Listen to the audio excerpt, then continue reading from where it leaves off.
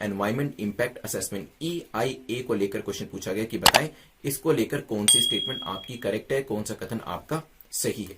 तो यहां पे पहली जो स्टेटमेंट है EIA को लेकर कहती है इन 1986 the government enacted the environment protection act which made EIA statutory. तो यहां पे जब आपका एक पर्टिकुलर एक्ट आया था एनवायरमेंट प्रोटेक्शन एक्ट, तो जो EIA था इसको बनाया गया था। हो सकता है category A project do not require EIA screening, तो जो कैटेगरी ए के अंदर प्रोजेक्ट होते हैं उसके अंदर स्क्रीनिंग की जरूरत नहीं पड़ती है, पॉसिबल।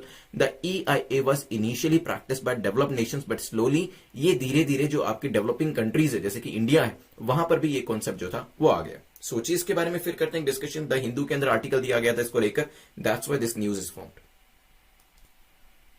चलिए डिस्कस करते हैं। द हिंदू के अंदर आर्टिकल दिया गया था, इसमें बेसिकली सुप्रीम कोर्ट ने गवर्नमेंट का एक सर्कुलर था जिसको काउंटर किया, क्योंकि गवर्नमेंट के सर्कुलर में लिखा गया था कि जब हम 100 किलोमीटर तक की रोड बनाते हैं अप टू 100 किलोमीटर, तो वहां पे जो EIA है इसकी जरूरत नहीं होनी चाहिए, we should just do away with this. तो यहां पे सुप्रीम कोर्ट ने इस चीज को रबिश किया और उन्होंने कहा कि ऐसा कुछ भी नहीं है, अगर आप 100 किलोमीटर तक की भी रोड बनाते हैं तो वहां पर भी एनवायरमेंट डिस्ट्रॉय हो सकता है, एनवायरमेंट के ऊपर नेगेटिव इंपैक्ट पड़ सकता है। तो आप चाहे 10 किलोमीटर रोड बनाए या 1000 किलोमीटर रोड बनाए, EIA जो है वो कराना पड़ेगा। The CJI said it is an unrealistic assumption, जब आप ये मानते हैं कि 100 किलोमीटर तक की रोड में एनवायरमेंट को कोई बुरा प्रभाव नहीं पड़ेगा, इसी वजह से EIA जो है ये तो कराना ही पड़ेगा। एनवायरमेंट इंपैक्ट असेसमेंट जो है वो आपको कराना पड़ेगा। यस, इसको जो स्टैट्यूटरी स्टेटस दर्जा जो था वो इस पर्टिकुलर एक्ट के थ्रू मिला, तो पहली जो स्टेटमेंट है वो आपकी ठीक हो जाती है।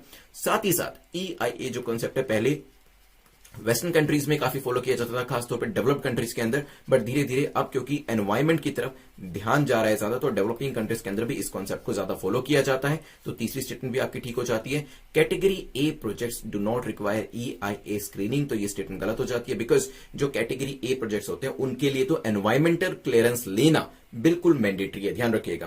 कैटेगरी बी की बात करें, they also undergo screening process and they are classified into 2 types. मैं बता देता हूं, तो मैंने आपको ए के बारे में बताया, तो ए के लिए तो ये हो जाता है मैंडेटरी, ठीक है। अब मैंने आपको बी के बारे में बताया, बी के अंदर है 2 कैटेगरीज, एक है आपका B1, एक है आपका B2। B1 के लिए होता है मैंडेटरी, B2 के लिए इट इज नॉट रिक्वायर्ड, ठीक है। तो ये बेसिक चीजें आपको पता होनी चाहिए, इतने डीप में जाके वैसे पूछा नहीं जाएगा। नेवरदलेस जब आप EIA के बारे में पढ़ ही रहे हैं तो कैटेगरी ए और कैटेगरी बी के बारे में आपको पता होना चाहिए। चलते हैं नेक्स्ट क्वेश्चन के ऊपर।